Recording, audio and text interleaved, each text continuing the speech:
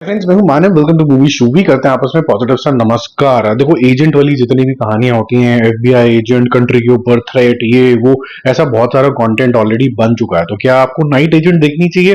मेरे ख्याल से द नाइट एजेंट के अंदर दो तीन चीजें काफी ज्यादा पॉजिटिव हैं। जैसे कि यहाँ पर जो एजेंट दिखाया गया है पीटर, उसकी पर्सनल बैकग्राउंड, उसके डैडी इश्यूज, क्या उसका डैडी गद्दार था कि जेन्युइनली कोई अच्छा इंसान था, वो क्वेश्चन मार्क, वो डिस्कवरी, और किस तरीके की इसको जॉब में रखा गया है, वो एक सस्पेंसफुल सी चीज बनी रहती है कि ये जो नाइट एक्शन नाम की ऑर्गेनाइजेशन है ये चाहती क्या है, तो ये यहाँ पर क्या कर रहा है, और इसको बोला गया कि आप बहुत इंपॉर्टेंट काम कर रहे हो, ये सब चीजें मामला क्या है। तो बड़े सारे स्ट्रॉन्ग पॉइंट्स निकल के आते हैं। एक्शन है, रेस अगेंस्ट टाइम है, इमीडिएट बेसिस पे आपकी जो कंफ्यूजन है वो शुरू हो जाती है, किसको ट्रस्ट करना है किसको नहीं करना है, ये सारी चीजें पता चलती हैं। तो मैं छोटा सा एक रिफ्लेक्शन करूंगा और कि क्या हुआ था अभी तक, और फिर हम आते हैं सीजन 2 के ऊपर।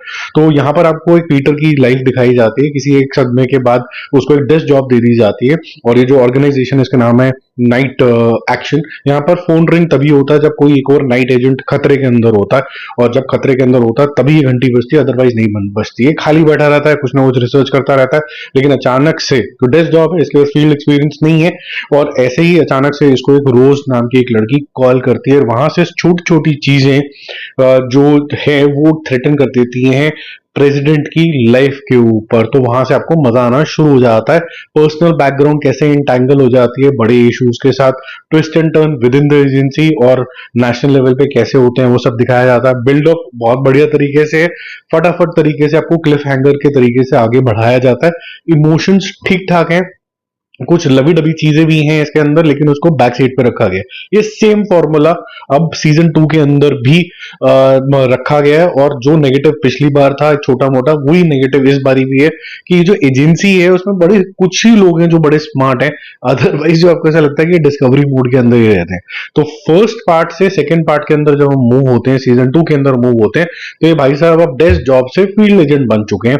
ये जो इसने खुलासा किया था प्रेसिडेंट की किलिंग हो सकती है, ऐसा कुछ अटैक हो सकता है, वो और बिगर चैलेंज लेके आता है जो नेशनल थ्रेट अब बन सकता है। ये नेशनल थ्रेट क्या है? इनकी ही एजेंसी के अंदर कोई इंसान है, सीआईए के जो लीक्स हो रहे हैं वो कौन है, who is that person who is leaking those things.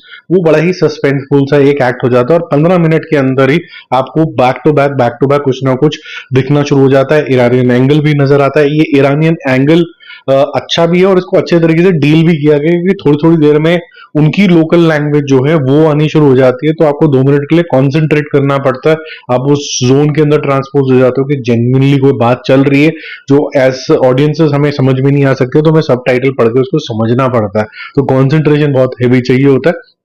Show में एक चीज और अच्छी करी गई है कि जहां पर पीटर और रोज की एक डायनामिक्स दिखाई गई थी, लेकिन उसको कभी भी ओवर्टली रोमांटिक नहीं दिखाया गया, ताकि जो मिशन फर्स्ट वाली कहानी है, एक्शन हो गया, और ये दिमाग से काफी ज्यादा शार्प इंसान दिखाया गया। कोई ज्यादा ये भरोसा नहीं करता लोगों के ऊपर। सीजन 1 की कट सीन में जिन्होंने नहीं देखा है वो देख लें।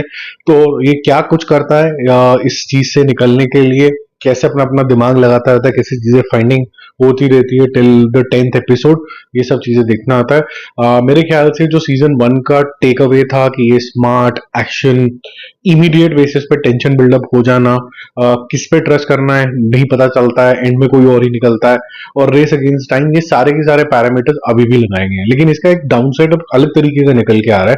देखो, जब ये आई थी तो 2 साल पहले आई थी, तब इस तरीके के जो सस्पेंस थ्रिलर थे, एजेंसी का एक एजेंट जो बहुत कुछ करने में लगा हुआ है, वैसे रिक्रूट भी आया, बहुत सारे आए, रीचर आया, ये सारी चीजें आई नहीं है, कहीं ना कहीं सेम ही डायमेंशन पे लीड होता हुआ नजर आता है। और आपको ऐसा लगता है कि ये जो यूएस के स्पेसिफिकली मुद्दे हैं, हालांकि ये स्टोरी बैंकॉक वगैरह इधर उधर भी जाती है, जो मुद्दे हैं ऑलमोस्ट थोड़े से प्रिडिक्टेबल जोन के अंदर जाते हैं।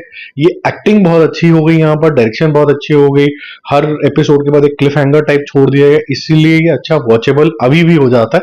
लेकिन अदरवाइज आप बोलोगे कि मैंने कुछ अलग ही मुद्दा देख लिया, ये मुद्दे तो हमें पता ही नहीं थे, ऐसा कुछ मत एक्सपेक्ट करना। मेरा मूवी शूवी स्कोर इसके लिए डिसेंट रहेगा, 3 स्टार 4 5।